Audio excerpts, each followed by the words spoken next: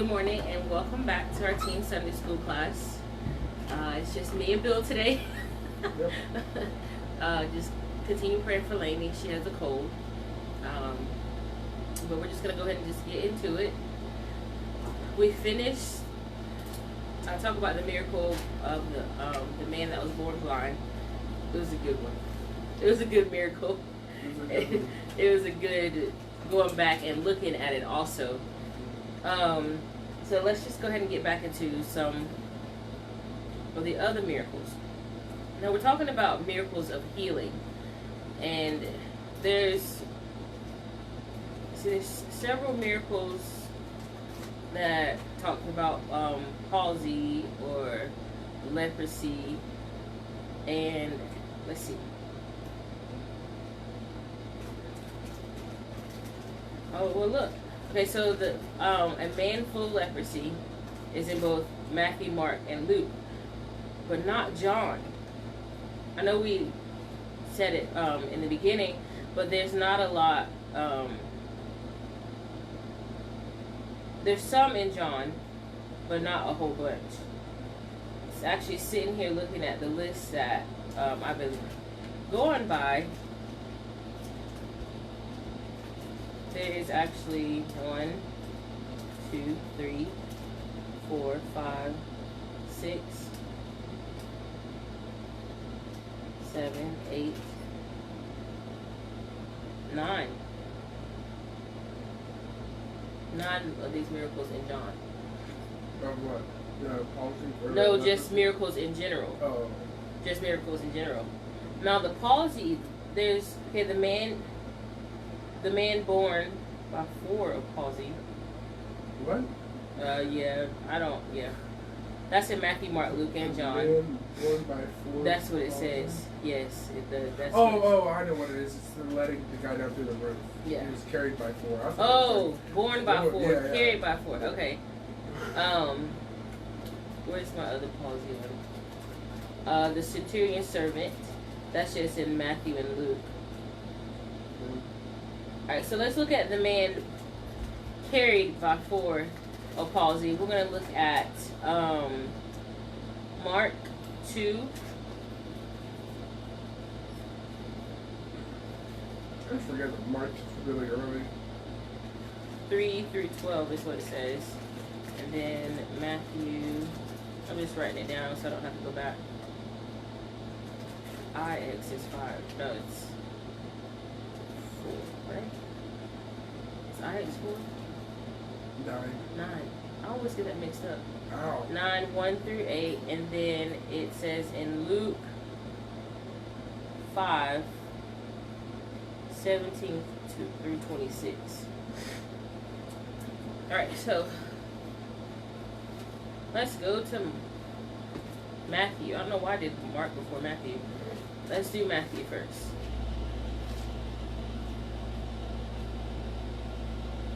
Let me make sure that's what it is. Chapter 9, right? Yes. Because I'm not good with my Roman numerals. It's always weird because Mark always starts earlier than you I don't expect think that's what it because is. It doesn't have the birth of Jesus. It is, but it's not. It doesn't say before, I don't think. Well, it's in all. Well, they're different ones. Yeah. It's just that they brought unto him those ones. Oh, okay. All right. We'll just do this. We'll just do Matthew first. Okay. Which one is reading me? Yeah, go ahead. And then And he entered into a ship and passed over and came into his own city. And behold, they brought to him a man sick of the palsy, lying on a bed.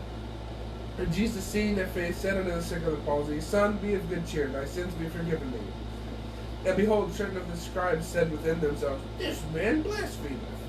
And Jesus, knowing their thoughts, said, Wherefore ye evil in your heart? Wherefore think ye evil in your hearts? For whether is easier, to say, Thy sins be forgiven thee, or to say, Arise and walk? But that ye may know that the Son of Man hath power on earth to forgive sins, then saith he unto the sick of the palsy, Arise, take up thy bed, and go unto thy house. And he rose and departed to his house. But when the multitude saw it, they marveled and glorified God, which had given such power unto them. Okay. All right, that's Matthew's. Mark is chapter 2. Oh, I'm in chapter 15. Alright, Mark 2, it says, starts in verse 3. And they come unto him, bringing one sick of the palsy, which was born of 4. And when they could not come nigh unto him for the press, they uncovered the roof where he was. And when they had broken it up, they let down the bed wherein the sick of the palsy lay. When Jesus saw their faith, he said unto the sick of the palsy, Son, thy sins be forgiven thee. But there were certain of the scribes sitting there and reasoning in their hearts, Why doth this man thus speak blasphemies? Who can forgive sins but God only? And immediately when Jesus perceived in his spirit that they so reasoned within themselves, he said unto them, Why reason ye these things in your hearts? Whether it is easier to say to the sick of the palsy, Thy sins be forgiven thee, or to say, Arise and take up thy bed and walk. But that ye may know that the Son of God hath power on earth to forgive sins, he said to the sick of the palsy, I say unto thee, Arise and take up thy bed and go thy way into thine house. And immediately he arose, took up the bed, and went forth before them all, and so much that they were all amazed and glorified God, saying, We never saw on this fashion. Alright, Luke. Luke 5, 17 through 26. And it came to pass on a certain day as he was teaching that there were Pharisees and doctors of the law sitting by, which were come out of every town of Galilee and Judea and Jerusalem, and the power of the Lord was present to heal them. And behold, men brought in a bed a man which was taken with a palsy, and they sought means to bring him in and to lay him before him. And when they could not find by what way they might bring him in because of the multitude, they went upon the housetop and let him down through the tiling with his couch into the midst before Jesus. And when he saw their faith, he said unto him, Man, thy sins are forgiven thee.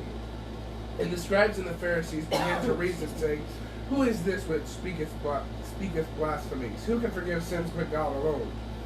But when Jesus perceived their thoughts, he answering said unto them, What reason ye in your hearts? Whether it is easier to say, Thy sins be forgiven thee, or to say, Rise up and walk?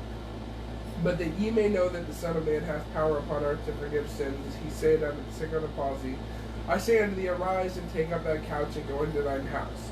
And immediately he rose up before them and took up that whereon he lay, and departed to his own house, glorifying God. And they were all amazed, and they glorified God, and were filled with fear, saying, We have seen strange things today. This goes all the way to 28. I've been to a lot of places. No, that's 26, yeah. The Bartow Walmart. There's a lot of places where every time I leave, I say, we have seen strange things today. Where, that's a common statement that you would make. Right. Okay, so let's look at Matthew. As I was listening and reading the Mark and Luke's account, we see that Matthew does not mention them going through the roof. Yeah. Like at all. It just went straight to the healing part. It doesn't give quite the detail that the other two books give about the man that had the palsy and they couldn't get to Jesus, which when Jesus is around, it was always crowded anyway. Right, yeah. I forgot to look it up, but to see what palsy meant. Oh. I think it means you can't move. Yeah. It's almost like being like paralyzed. Paralyzed or having muscular, muscular dystrophy and stuff. Yeah. What? So. But probably at that point, they just said everybody had sick of the palsy if you couldn't move. Like, you could have had a broken leg, and they're like, you're sick of the palsy. Yeah, true. You just can't walk. They don't know exactly what it is. Right. Well, Matthew doesn't give the detail about them going through the roof and putting the man down to see Jesus. Yeah. Well, and all three of them, though, contain that. Well, you don't even know it's the same story until it talks about the scribes saying within themselves, because all three of them had that. Yes. They all talked about the scribes, what they said, how they said it, how judgmental they were. Yeah.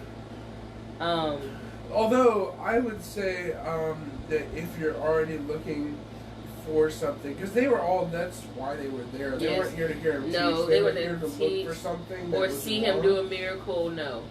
Yeah, they were looking for something that they could say, okay, look at this guy, he's doing something bad. Mm-hmm. So if you don't believe that somebody is doing right, and there's no physical sign that your sins are forgiven, then it's easy to say, well, this guy's not of God, because they're already operating under that, pre-conclusion, where they're saying, well, he's obviously not of God. So now he's saying he forgives sins and he's blaspheming.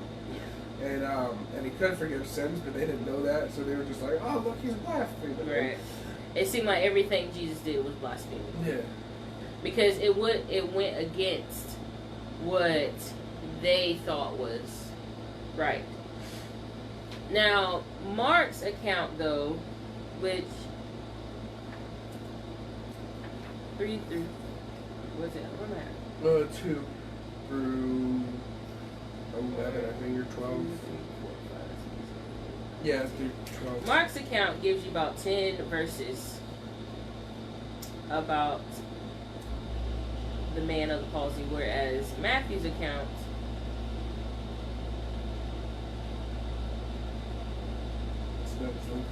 is not. It's really not. It doesn't give like the detail that Mark and Luke gave. Although Luke gave some pretty intense detail in his. Well, think too though. Luke was a doctor. He was the physician, so he probably knew it doesn't give you that, but he probably knew a lot more about this man than the man's sickness than it gave him credit for, I should say. But you would think, like, just doing these and looking at the different ways that each person wrote about the healings of Jesus, they would be similar. Some of them are, and some of them are not. And you're just like, wait, what? You're like, is that the same miracle that we're talking about? And it's like, yes, it really is. It's the same one. But some have more detail than others, and sometimes it seems like they just wanted to make sure it was in their book. But Mark's detail was pretty lengthy. Luke's detail was real lengthy. But in Luke, and what I was saying earlier, Mark and Luke's account, it tells that they were trying to get to Jesus. Let me look at that. They were trying to get to Jesus, but they couldn't. They couldn't get to him. It was crowded. There was too many people. Well, instead of them just giving up and going and taking the man back after they already carried him there, they're like, well, let's just try one more thing. Well, I think this is one of the only times that he preached in a house that the Bible says. He's probably tried it once and then was like, yeah, no one can get in here. But I think he was intending for this miracle to happen, which is why he did it. But yeah, if he preached in a house, no one could, no one would be able to get in. Because there was multitudes, and that's a lot of people. Yeah. Like, a lot of people. Well, the people that was carrying the man of the palsy, obviously they were his friends, because they wanted to see him get better and feel better. So they couldn't get to Jesus through the door, so they said, we might as well take him to the roof. And they let him down through the roof. Well, and Luke, let's see, I don't know. What? It says let him, so Mark said they broke up the roof of the house. And Luke says that let him down through the tiling. So I don't know if maybe they broke it or they took the tiles. Well, their houses back then too weren't how our houses are today, where we would definitely have to take something and bust the roof open. Whereas theirs, tiles or something. Yeah, they could have just probably took some pieces out. People who owned the house probably weren't happy though. Anyway, what they did with it. They didn't talk about those people. Yeah, but they probably didn't. That's the last time I let Jesus in this house, getting busted through the roof. Well, But probably when they saw what he did, that it didn't even. Yeah, that's true. They weren't even worried about their roof. They would just been like one guy in the background just with a frown on his face. It's my house. Well, they probably weren't even worried about it, and so didn't even really do anything. Also, I like the vivid words that you see. And it was noise that he was in the house, and I wish more people would use that as a, like people talking about somebody else. Like it was noise that he was in the house. But yeah, that one they what it could also mean is when it says broke up, like it was in specific tiling. It could have just been like you break apart the tables or whatever, you're just putting them away. Yeah, like with this table, you have to press these things on the side to where the legs are inside. So it could have been like that. It could have been they just took a piece off and put it to the side. Good. Well, so he had these 4 friends, which does it talk about the 4 in all 3 of them? If they could let him down with his or say how bed, many there was, it must have been because like Luke says a couch, which would have been a lot harder to carry, and you see a lot more about the faith of the friends than if it was just like some sleeping bag. Yeah. But he's the only one that talks about a couch. Yeah. But like letting him down through the roof, either it would have been a hammock if it was like a sleeping bag type thing, or it would have had to be like an actual like sturdy bed. I would assume it wouldn't have just been like a roll, because then it would have like folded up when they tried to let it down or something. I don't know. It doesn't give the detail, but to be able to lay him man on there, it was just like a folded up blanket like that. Well, if they had, how would you let him down though? Ropes? Did you have something? Did they have him? Because it doesn't give like the full detail about how they. Does it say anything about ropes? No, it doesn't. It just said they let him. They let him down. Tossed it down. No, they let him down. So they let him go down. I don't know. So maybe he was on the rope. Maybe they found ropes and gently let him down. I get far place now. There it is. Nope. That's the wrong one. What chapter was it in Luke 9? Yeah. Luke 5. Luke 5. Oh, that's not it. Luke 5, 17 through 26. Yeah, I got it now. Yeah, they just said they let him down. Yeah, they let him down. But to be able to let somebody down through a roof, you have to have something from the top for him to go down. That's true. But they weren't preparing for that. No. It's probably something that was spare at the moment. Yeah, they just saw some rope up there. Because remember, they were just carrying him. Yeah. I have no idea how they would have done that. I don't know. Maybe the roof was very high and they maybe just like reached for and gently let him down. Let's see, couch. Did that knew that the son of okay. Is it just Matthew that says the 4? It says that it's 4 men. I was trying to look at Mark. Matthew's the only place that does it. Luke and Mark both do, I think.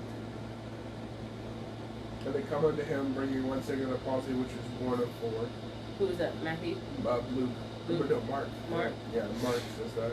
And Luke said... So it was only... Yeah, Matthew did say that. 17. They said, and behold, men brought in a bed a man which was taken with the palsy. They sought means to bring him in. Men brought, yeah. People assume it was 4, other than the born of 4, but people assume it was 4 because they needed 4 quarters, I guess. Maybe that's what it was. So only Mark actually mentions how many there really were. Say there's men. They say men. That could be more than one. But I also wish they would give what the man thought. The man that was sick of the palsy. Like what was his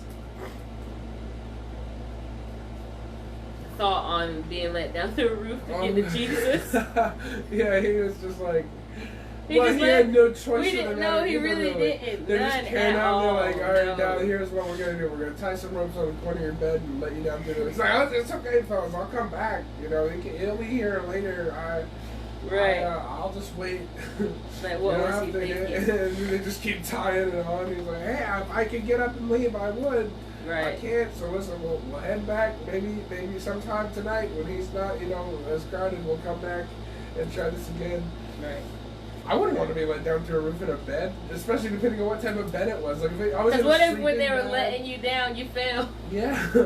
I mean, you can't get really injured that much because you're already, can't walk. Right. True. That's true. But I still wouldn't want that. No matter, I don't think I would want to be healed at any cost at that point where you're like having to be let down to the roof. Especially when most people portray it as like a sleeping bag type thing with ropes on it, but they always show it being flat, like it's not gonna like when you look at, up. like I said, when you look at pictures and stuff of them lying on something. You should have called it a hammock instead of a couch. Hello. Yeah, why did Luke call it a couch?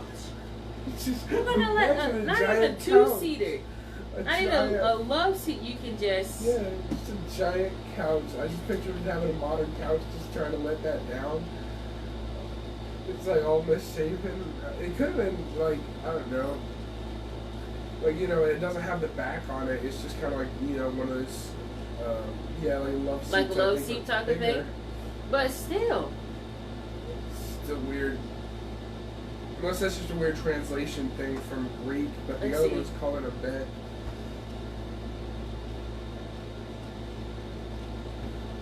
Yeah, he said, take up that couch. Let me look up biblical couch.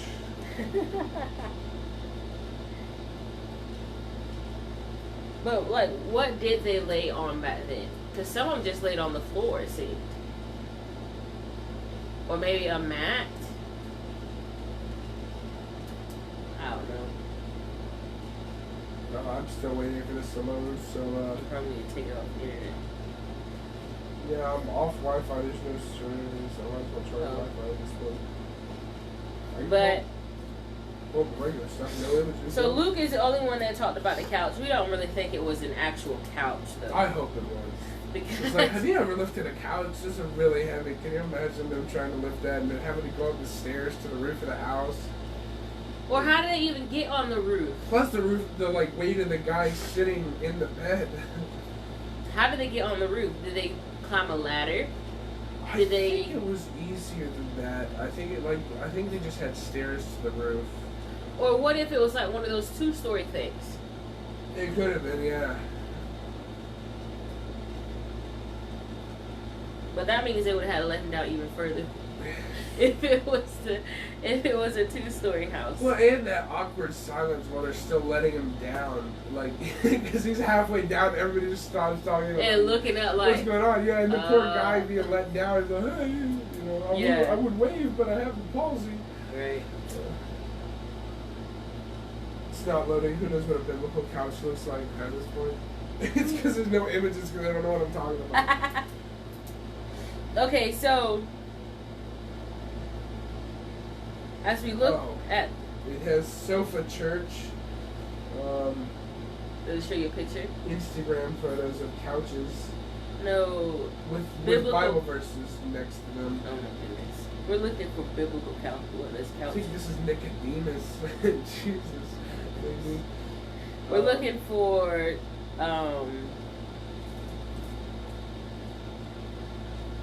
what does I don't even know how to really say it. But biblical meaning of couch and dreams. You're dreaming about couches. It's just a couch. I don't think there has to be a biblical. There doesn't have to be a meaning when you have furniture in your dream, because you're around furniture so much that you would obviously put that in your dream. If I saw a bed in a dream, I wouldn't look up what does that mean and what does it have to do with me spiritually. I would just be like, that's a bed because I'm in bed. Couched? I think they're using this in the sense of crouch, and it's not. To lie down as on a bed or place of repose, to lie down. Fierce tigers couch around. No, that's not it. It's alright. It's fine, it's not to that. To lie in a bed or stratum. I don't know what a stratum is. To stoop.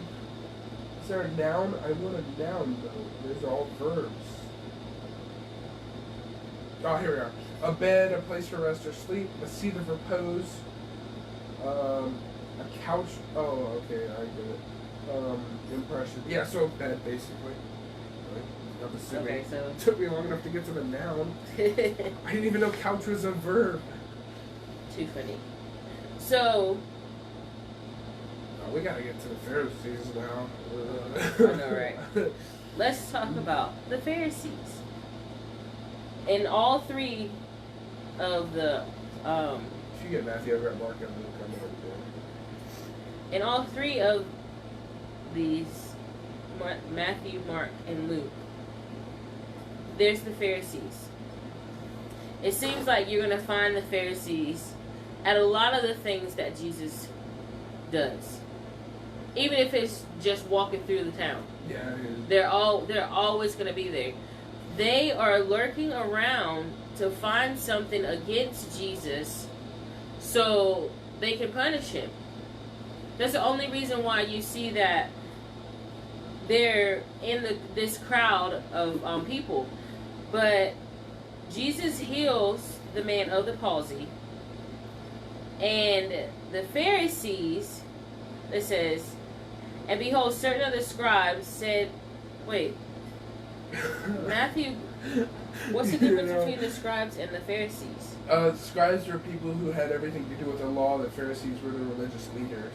Okay, so Matthew the scribes says are the probably scribes. the ones who are taking care of reading the law, looking through the law. I think the Pharisees would be the ones who read the law, rather. I assume. Wait. They're always conflated as far as they're usually in the same kind of groups. Well, Matthew says the scribes. Mark says. Does Mark say the scribes? No, Mark says scribes too. I'm just making sure they're always talking about it's all the scribes. They're Probably talking because about. they knew the law more than anyone else. Yes, they're all. Wait, well. Other than the Pharisees. Luke said, and the scribes and the Pharisees. They all travel. So they're probably always there. Yes. Well, so the scribes, Pharisees. Well, what I like is in Mark, it says they let down the bed, and when Jesus saw their faith, he said unto the sick of the palsy, "Son, thy sins be forgiven thee." And everybody was just thinking, "Oh, he made a mistake here," because like it's like if you go to the doctor and you broke your leg, and he's like, "Here, I'm going to give you some medicine for like having head trauma or something like that," and you like just obviously wrong diagnosis, and that's probably what everybody's thinking is like, "Oh no, this guy's sick, he's Right. And then the scribes and the Pharisees are like, "What are you talking about? This is blasphemy," and they're all thinking that, but everybody, because they knew the law, but everybody else was just probably thinking that wasn't what he wanted. The guy on the bed was just like, "Hey, listen." He said something different. Yeah, everybody assumed he would be like, "All right, heal this guy," and then he just goes, "Oh, son, your sins are forgiven." Yeah. That must have been hilarious to be in that room, just like, "Oh." Everybody like, what? But he's sick. Imagine if he said, "Okay, you can leave now." They pulled it back up and just left. Without getting his. Well, now your sins are forgiven, so you can think, Well, it was meant to be like that. Yeah. So the scribes could say something and Jesus do a second. Well, and it was more important that his sins were forgiven, but to everybody else, they did not think so. No, they did not think that it was for them to be healed. That actually makes a lot more sense when you consider what take it up the last couple weeks when you consider what they said about the man born. Yeah, the man born blind, where it's like, who sinned, this man or his parents? Yes.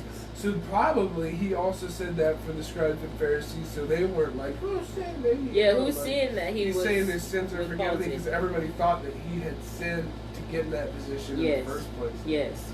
So maybe that's exactly why he said it. Because they thought, if you have a withered hand, that you have sinned, kind of thing. Which wasn't the case. It's still held out today, man. So yeah. Look at that sinner over there. Right, they're like your baby. Go to a hospital. These people are terrible. Yeah, your baby's born with a heart defect, and people think it's because their parents sinned. It doesn't make, does it? It does kind of make sense though, because you would assume that if he was a good person, then God would have blessed them and made them okay, you know, Well, all the way fine. And so obviously it's dumb. It's not, yeah. And so it's like having bad humors in medieval times, where they just like, you know, put your liquids and shake around. Oh, use, you know, this. It's just like, yeah. This must be the reason behind what's going on. So, as Jesus is doing his, had just healed the man of the palsy. Of course, even while it says, and Jesus, knowing their thoughts, knowing what they were thinking before they could even say it. Wherefore think ye evil in your hearts? That probably took them by a surprise. Well, see, this is, Mark says, and immediately when Jesus perceived in his spirit that they so reasoned within themselves, he said unto them, why reason ye these things in your hearts? And it said, and immediately. And, like, I imagine, like, Matthew doesn't. What does Luke say? Luke says, no, that's the other thing. When Jesus perceived their thoughts, he answered and said unto them, why, what reason ye in your hearts? But Mark says which it makes sense for him to immediately know that. What I imagine happened is he was looking at the man with the palsy, said, "Son, your sins are forgiven thee," or whatever. Mm-hmm. The Pharisees all thought at like the same time because they're like, he's blaspheming, and then Jesus instantly turned his head and looked at them as soon as they thought it. Can you imagine the fear you would feel in your stomach, like your stomach just drops? He knows what you just thought and says what you just thought. Yes. Like, because immediately, as soon as they thought it, he looked over at them, like when you can hear thoughts, which is the scariest thing ever. Right. You know, if you think somebody can hear your thoughts, then you just turn we all get in trouble. Well, so he got on to them. He said, for whether it is easier to say, thy sins be forgiven thee, or to say, arise and walk. But that ye may know that the Son of Man hath power on earth to forgive sins, arise, and Jesus said unto the sick of the palsy, arise, take up thy bed, and go into thy house. So the guy, he took up his bed and he went home. Yeah. And the Pharisees and the Scribes are sitting there looking dumb. And they still were like, but I guess at the same time, it probably wasn't that big of a jump to make in logic to say. I mean, he knew what their thoughts were. Yes, he did. But everybody probably knew what their thoughts were because he just said that he forgave sins. They all think he's not of God, so they would obviously go, oh, he's blaspheming. And so but with the Pharisees, Scribes and Pharisees, what they do is they try to go get everybody else to agree with them to disagree with Jesus. And so everybody else probably thought that it's just one of Jesus. Like him directly, they probably thought he didn't directly read their thoughts. He just knew what they were going to say because they're doing that anyway. You know, they're always saying that he's not of God. Yeah, that is true. So they may have later said, "Well, he didn't actually know my thoughts. You know, he just."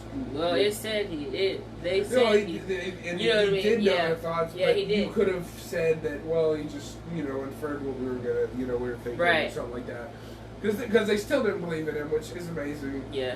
Well, that's what I say, too. How many times did Jesus have to show them who he was for them to actually believe it? I still don't think they believe, which is sad to me. Well, in my mind, and I'm not putting the two together and conflating the two, right? But I can see a magician, which I don't see magicians, but any magician's trick, I'm not going to actually believe that the woman disappeared, no matter what you do. I know that it's a trick. Somehow, and no matter what it is, I'm like, no, she didn't disappear. There's something. It looks like it, but there's something there. It's a trick because that's what they do. If you are starting with the presupposition that Jesus is doing something and he's not of God, he's doing a trick. Yeah, but they've seen it so many times. Yeah, they're like, he's really good at it, but I would think that they would keep saying, well, he's obviously, either he's doing it of the devil, which they said at some point. Yes, they did. Casting out devils through the prince of devils. Yeah, that didn't make any sense a little bit. Right. But, then, and we say the same thing to a certain extent, not about casting out devils, but some of the stuff that, the Buddhists do, there are miraculous things that happen with other places, and we would say that is, the devil doing it. Yeah. But in this case, it wasn't with Jesus. But you can say, and that's the thing is you usually wonder why they see all these miracles. Why didn't they believe? Yeah. If you're already thinking that he's a fake, you're like, I don't know how it was done, but it didn't happen. It was that's just how they were. Yeah. Well, with the man and his friends, I would say get you some friends that is willing to go the extra mile, extra step to get you to Jesus, to see that you get to Jesus, and with good intentions, and get the healing that you need, or get the salvation, get saved. And that's what these friends were determined to do. Yes, there's a crowd of people, but they found a different way. They went to the roof. They went to the roof so they can get their friend in, so their friend could be, not only their sins be forgiven for them, but he was healed. And the guy, he got up off his bed and he went home. And I'm sure if he had wife and kids, they were so happy to see that their dad, their husband, is walking in their door. And so with Jesus, when we get to him and get the things that we need, we will get up walking and go back to our lives, but it's going to be different. And I'm sure that man's life was different from that time forward. It doesn't say or anything like that, but his life was changed. He was laying on a bed. What it seemed like was he couldn't even get up until Jesus told him to. So with this miracle, even though the Pharisees were being their own selves, this man still got what he needed from God. So don't let's just say the Pharisees and the Scribes keep you from getting the miracle that you need, the healing that you need. And it doesn't even have to be from sickness. It can be from anything else, and get to Jesus, get to him, and let him do a miracle in your life. I really hope that y'all enjoyed our Sunday school service. It's different not having Lainey here, so it just had to be between me and Bill, having that third insight. But we just really pray that you enjoyed being with us, and that you'll come be with us in our Sunday morning worship service.